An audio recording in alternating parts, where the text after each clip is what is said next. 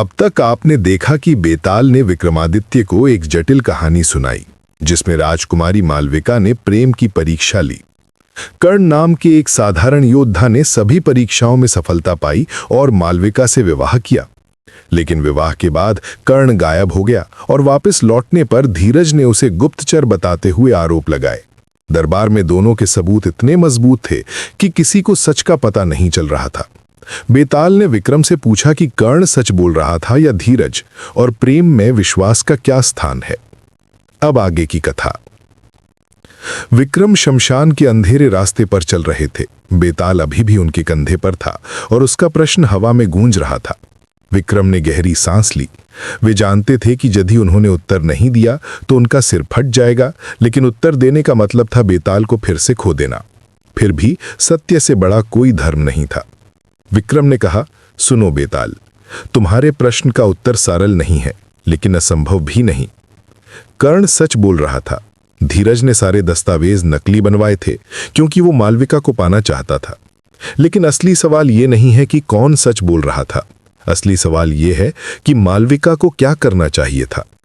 विक्रम ने आगे कहा कि प्रेम और विश्वास दोनों एक दूसरे के पूरक हैं।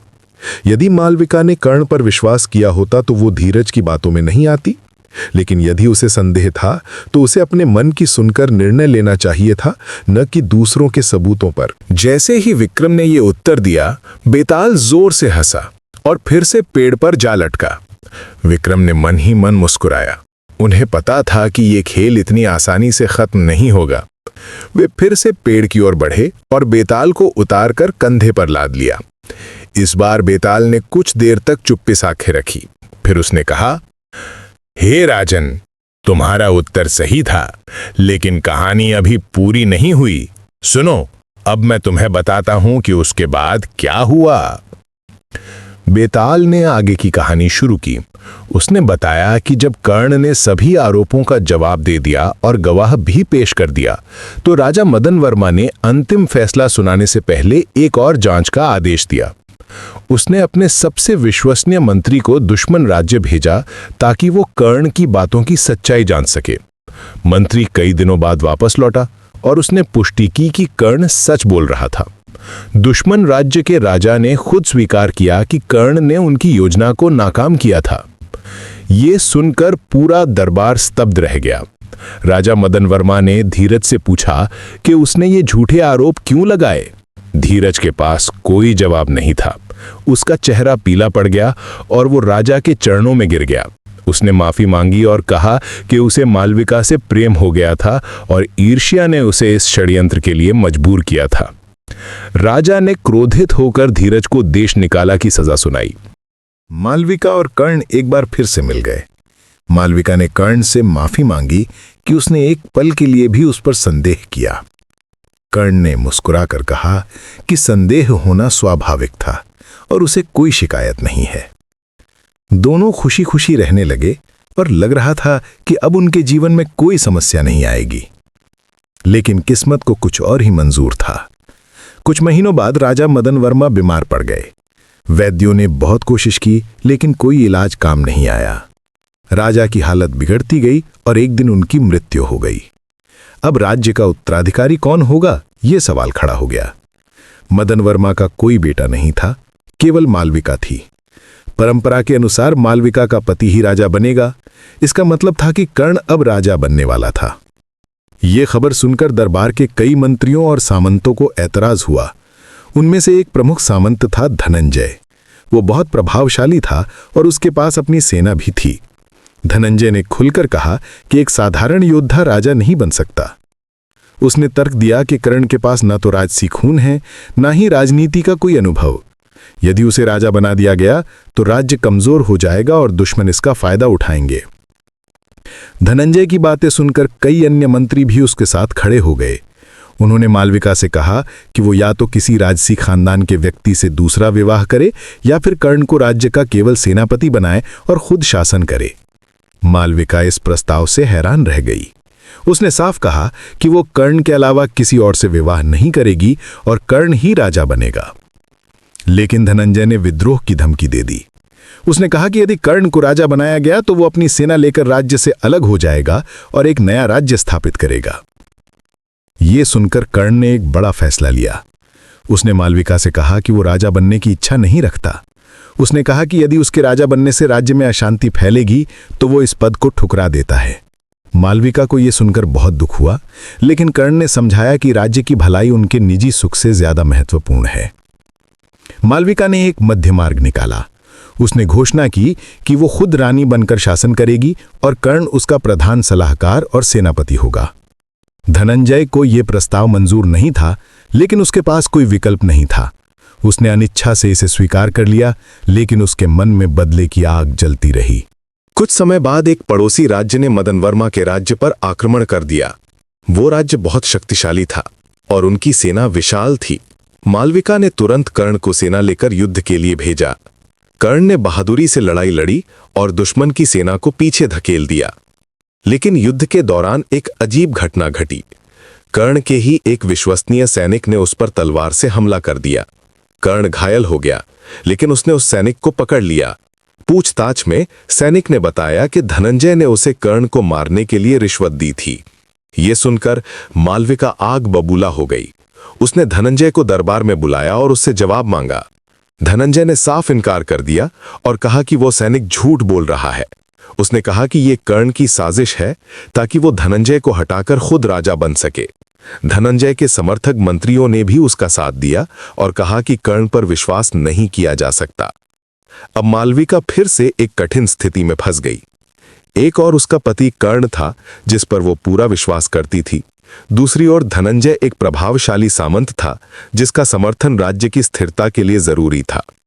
यदि मालविका ने धनंजय को दंडित किया तो उसके समर्थक विद्रोह कर सकते थे, लेकिन यदि उसने कर्ण की बात को नजरअंदाज किया तो उसका प्रेम और विश्वास टूट जाएगा। मालविका ने एक चतुर योजना बनाई।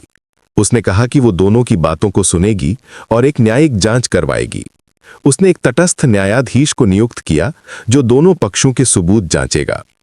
जांच में पता चला कि धनंजय ने सचमुच उस सैनिक को रिश्वत दी थी।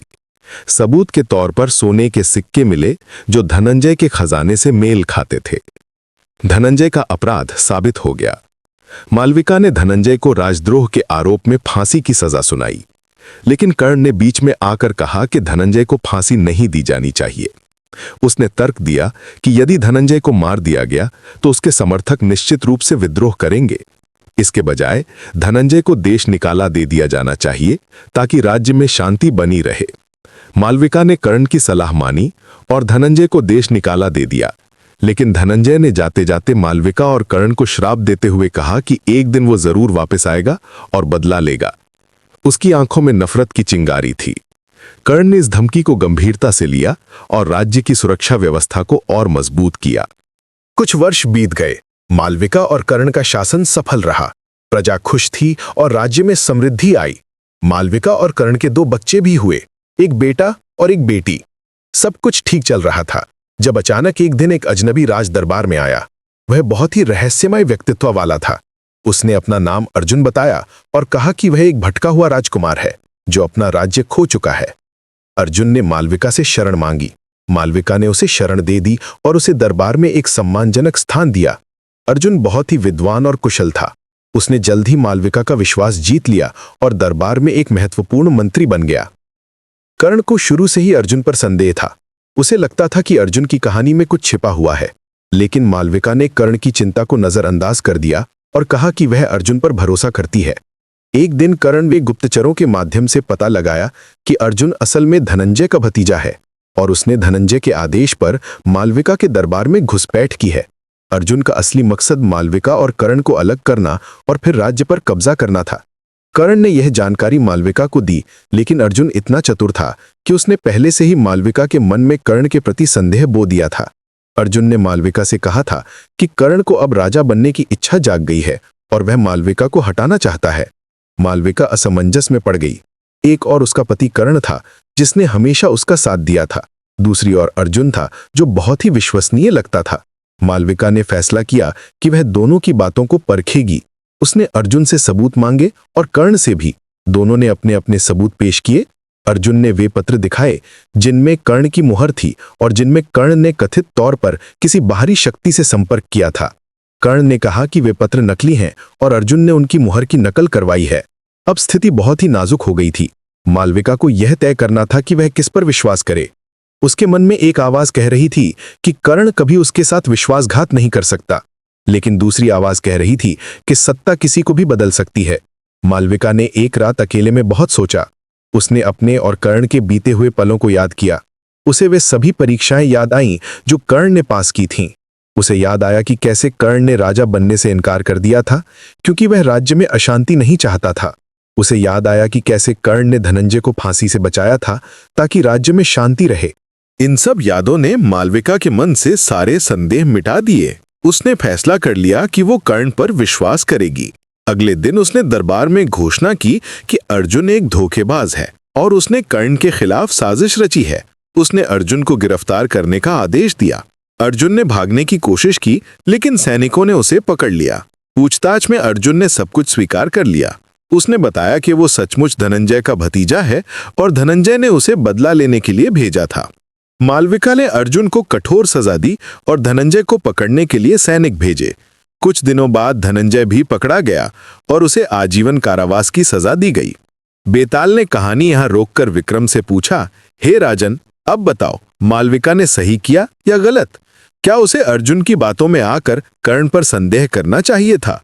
और यदि कर्ण की जगह कोई और होता तो क्या वो इतना धैर्य रख पाता जब उसकी अपनी पत्नी उस पर संदेह कर रही थी? और सबसे बड़ा सवाल, क्या प्रेम में बार बार परीक्षा लेना सही है? विक्रम ने गहरी सांस ली। उन्हें लगा कि ये सवाल पहले से भी ज्यादा जटिल है, लेकिन वे जानते थे कि उन्हें उत्तर देना ही होगा। क्या विक्रम इस बार भी सही उत्तर दे पाएंगे? क्या मालविका का कर्ण पर विश्वास करना उचित था? और क्या प्रेम को हर बार परीक्षाओं से गुजरना चाहिए? उत्तर मिलेगा तीसरे अध्याय में।